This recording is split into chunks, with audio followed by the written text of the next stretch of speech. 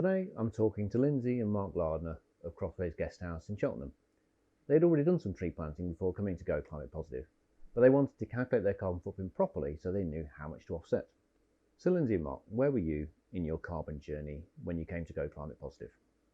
I think we were aware that we needed to do something as a business, weren't we? But right at the very beginning, I think... And you personally wanted to do something. I really did, yes. There's a desire there. I've been very aware of climate change for a while, and the whole eco footprint thing was part of that. I've been trying to introduce it within our personal life, and then we were anxious about how it would fit into the business world. So that's really where we were. We wanted to make a change and had done some work within our own personal life. And how did you find the process? I think really straightforward. It was easy to contact you, having seen you at a meeting, and really quite straightforward to just get talking about everything and see how we could progress things. And what help were you looking for from us? Well, we didn't really know. That was the thing. We dabbled around the edges, if you like. We'd done some specific things. So we'd signed up to ecology, and we were trying to make plastic bricks and things like that. But putting it into a coherent whole that would add value to the business was something that we were looking for, and we didn't really know where to start. So from that point of view, meeting you at Go Positive was a hugely positive step. And what were your expectations before you started? Well, to some extent, we will find out over the next year or so, because we've obviously not long had our report. Being able to know where we can focus and where not, what we were doing already is working or whatever, that's an entirely good thing, in conjunction with getting the energy audit and doing the offsetting with ecology. So yes, it'll all pull together, and we'll see what effect it has, presumably in about a year's time. But it's looking interesting so far. It didn't make any sense to want to offset our carbon footprint without knowing what our carbon footprint was.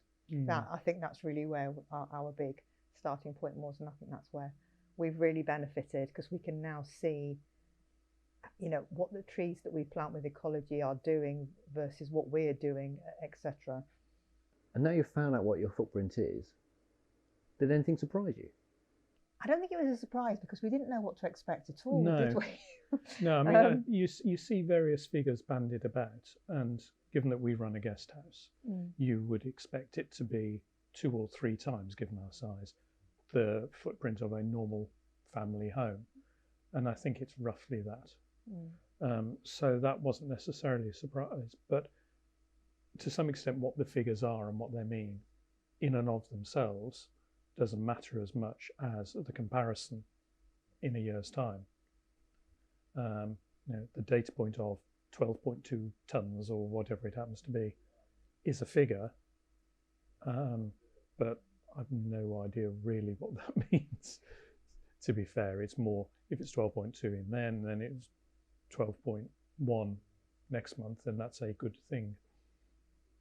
And that's where your expertise has been really, really useful, obviously, because we had absolutely no idea. So that's been really, really good. What's it meant to be part of a community that thinks like you do? Oh, that's fantastic, isn't it? I mean, not on a local level, it's really nice to be involved with other businesses anyway, but to be with other businesses that are thinking along the same lines as us is a really, really good thing. And obviously, part of being in the community is that we promote people who are also thinking the same way as we are. So that's a really, really good thing, definitely. So if you could go back to the start of your carbon journey and give yourself some advice, what would it be? Measure. Yes, measure things. Measure things. I would just say start earlier. I wish we'd started earlier, but I mean, it was impossible during COVID anyway. But that gave us the breathing space to think about it, I suppose. But yes, I wish we'd started doing this sooner. I wish we'd started doing it when we started doing the ecology thing, really. Or even before that, really. Or even before that, really, yes. And where would you like to go in the future? Well, obviously, we want our usage to go down. We want there to be a business benefit if possible. That's down to our customers as much as, or our guests as much as it is down to us, I suppose. And we'll see. Who knows what we'll be able to do given the building that we've got and so on. There are some challenges that we might not be able to overcome.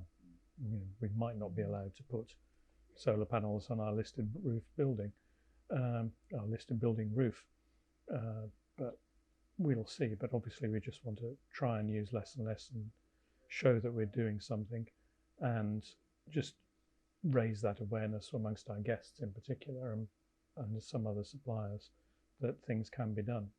Absolutely, encourage other people along the line to think the same way as well would be a really, really good thing. It's one of the things that you've taught us, really, is that it's about the supply chain as well as about what you do yourselves. So it's about what our guests do, and where the things that we are using come from are just as important. Wonderful. Thanks so much. We really appreciate you taking time.